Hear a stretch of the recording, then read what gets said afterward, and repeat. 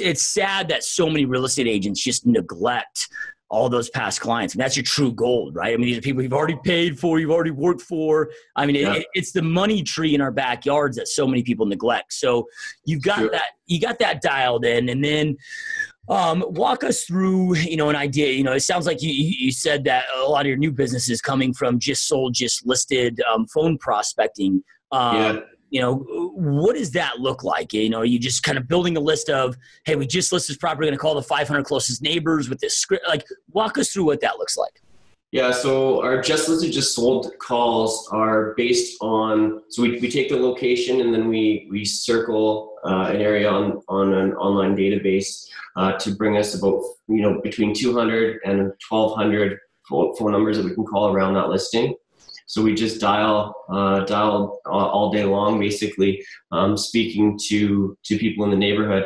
And we have it down to, if we speak to 100 people, usually we'll get one appointment, and then from every 3 appointments we'll get one end. Yeah, one. So one for 3 appointments that equates to one actual closing. Usually. Yep. Yeah, which is huge. I mean, my team numbers are 26% of appointment conductions equates to a closing. So you got 33% or so, and I mean that's all. Those are awesome numbers, right? Because obviously everybody you go to an appointment with isn't ready to list. Every home that you list doesn't always sell. Everything you put in escrow doesn't always close. Yeah, right. So those are great numbers. So then of 100 conversations, right? And let's just say that, the stats are about 10% of people answer their phone. So you're looking at, and does this hold true to you, for about 1,000 dials that it takes to get one listing appointment? I would say it's about that number for sure. Yeah. 1,000 dials for one listing. Yeah. Yep. Yeah. Which, and the reason I want to bring that up is so many real estate agents, they give up so quick, or they don't realize the amount of effort it takes. It's like, oh, dude, I called 200 people, man, and I got nothing, right? They don't understand that consistency. So then in order to do that, right, when you're talking $1,000 for a listing appointment, because you guys are doing some good volume, right? So do you block off a certain amount of time where you and your agents, where it's like, hey guys, we're mandated to be in the office from, let's just say 8 a.m. to 11 or whatever that may be every day. We're all going to jump on like a Mojo dialer, whatever that may be, and knock out these calls. I mean, is that something that's built into your business plan on a daily basis with your daily focus? To be honest with you, it hasn't been for 2017, and that's been one of the biggest struggles that we've had as a team is staying accountable to that type of schedule and that kind of structure. But moving into 2018, that's one of our plans for sure, is to have 2 hours per day blocked out for phone calls that everybody comes into the office, everybody's in a different room, and we just dial. Yeah. And then do those numbers that you said that you gave, those seem to hold true for your expireds as well? We're actually, in Canada, we're not allowed to prospect expireds. Okay. However, we do have a creative way of doing that, but I probably shouldn't say that on the podcast. Yeah, love it, dude. So then give us an idea of, what do you, those that are maybe listening to this that are like, hey man, I want to go out there and hit my just listen, just sold as well and do something similar. Mm-hmm. What do you say, right? I mean, because people are like, okay, that's great, but what the hell do I say to get an appointment? Yeah, no, great question. So we call them and say, hi, this is Justin Warthe with the Top Calgary Real Estate Team at RE/MAX. Just calling today to let you know that we just sold a home in your neighborhood. And we know when one house sells in a neighborhood, usually 2 or more sell right away. So who do you know that may be planning on making a move in the next little while? Yeah. And it's just straightforward like that. We just say that, 100 times in a day, and usually one of them will stick. Yep. Love it. Right. Then with the gist listed, is it the same script or like with my gist listed script, it's, hey, just reaching out to inform you that we just took a new listing in your area, just reaching out as a courtesy to all the neighbors in the area, just to see if you might know somebody, a friend, family member, coworker that you'd love to have as a neighbor. I mean, do you know anybody that's looking that might be interested that I can send this information to, right? And then, that's how we lead into it. Then of course we offer them a free market analysis and try to get their time frame. And,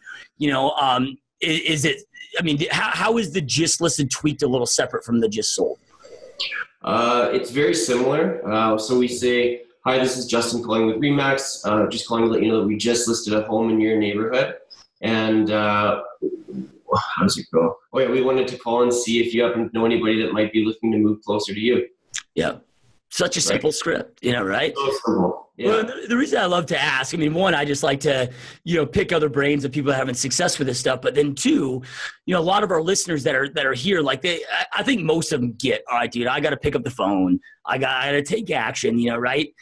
Yeah. But they think they've got to have some revolutionary script. And I'm like, dude, what you really say isn't all that important. It's just getting on the phone and doing it. And I think, and I'll get your opinion on this, but it's almost more of the energy and the confidence and the certainty that you say it with, right? Yes. But that comes from getting on the phone, doing the dials, that you develop that certainty and your script practice and those things. Would you agree to that?